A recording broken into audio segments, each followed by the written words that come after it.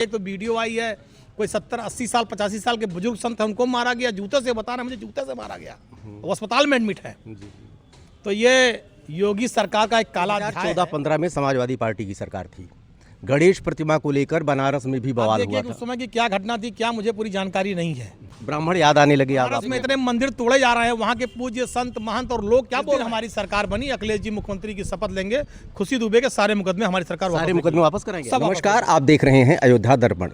जगत गुरु अविमुक्तेश्वरानंद को अपमानित करने का विवाद इस समय गर्म होता जा रहा है। हमारे साथ हैं पवन पांडे जी, समाजवादी पार्टी। चूंकि इस समय ब्राह्मणों की याद सबको आ गई है, सभी पार्टियों का 27 का चुनाव नज़दीक आ रहा है। अब मुक्तेश्वरानंद पे डायरेक्ट अखिलेश यादव जी ने बात की है और संवेदना व्यक्त कर रहे हैं ब्राह्मणों को लेकर। सर, क्या कहेंगे? अब मुक्तेश्वरानंद को अपमानित किया गया।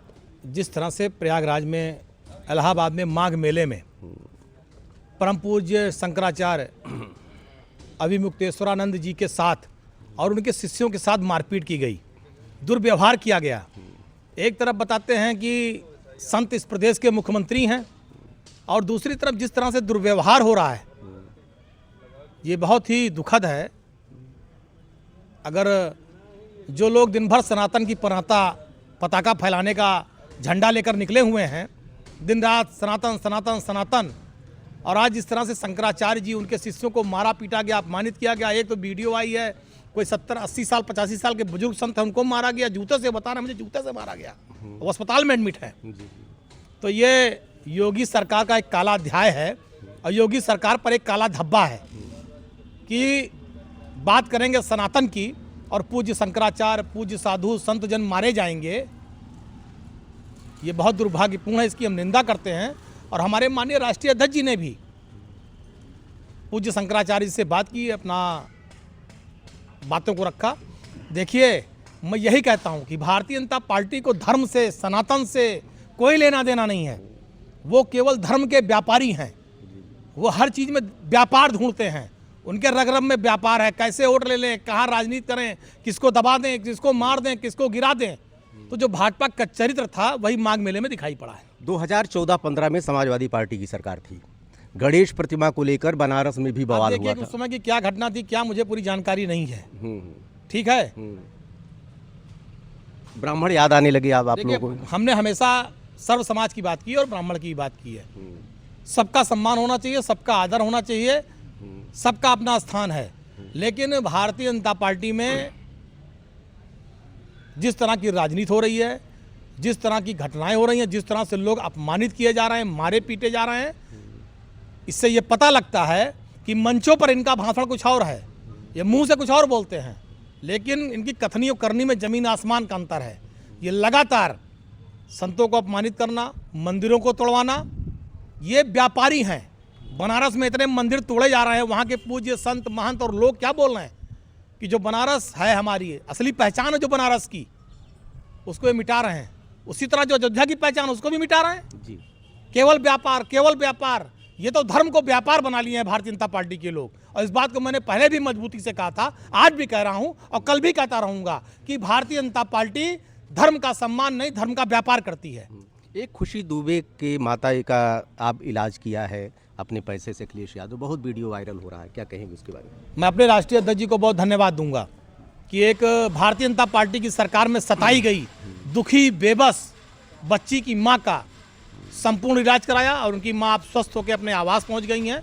भगवान उनकी माँ को भी और खुशी दुबे की माँ को स्वस्थ रखें, दीर्घायु शतायु करें। और जिस दिन हमारी सरकार बनी, अखिलेश जी मुख्यमंत्री की शपथ लेंगे, खुशी दुबे के सारे मुकदमे हमारी सरकार वापस कराएंगे, सब वापस लेंगे। 2.5 वर्ष तक जेल में रही खुशी दुबे, उस समय तो याद नहीं आई? क्यों नहीं याद आई? उस समय का हमारा उठा के देख लीजिए आप। अखबारों में हमने प्रेस किया था, पेज भी हमने बोला, लाइव किया था, बोला था, राष्ट्रीय अध्यक्ष जी ने बयान दिया था। ये क्यों आप लोग कहते हैं कि याद नहीं आई? उस समय भी बोला था, लेकिन हमारे हाथ में कुछ नहीं था। सरकार भारतीय जनता पार्टी की थी, आज भी भाजपा की है।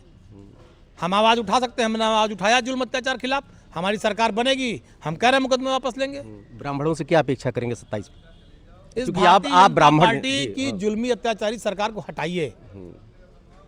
पूज्य संतों महंतों को पिटवाने वाली, मंदिर तोड़वाने वाली, गरीबों किसानों के हाथ में कटोरा देने वाली, नौजवानों को अपमानित करने वाली ऐसी जुल्मी अत्याचारी सरकार को हटाइए और समाजवादी पार्टी की सरकार लाइए। अखिलेश जी को प्रदेश का मुख्यमंत्री बनाइए। मौखिक ही रहेगा, कुछ एजेंडे में भी लाएंगे जब आप? सरकार आएगी दिखाई पड़ेगा, हमेशा किया है। जी जी। जनेश्वर मिश्रा जी के नाम पे इतने बड़े पार्क का निर्माण किया कि नहीं किया? एक जनेश्वर एक मिश्रा का सुनिए नाम क्यों, लेते हैं। किसका और नाम लें? जी। जो हमारे नेता वो उन्हीं के एक नाम लें। चेहरा थे, ब्राह्मण नेता नहीं क्यों? थे। ब्रजभूषण तिवारी जी क्या थे? जी रमाशंकर कौशिक जी क्या थे?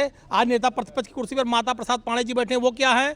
विनय शंकर तिवारी जी क्या हैं? कुशल तिवारी जी क्या हैं? सिद्धार्थनगर में आलोक तिवारी जी राज्यसभा थे, वो क्या हैं?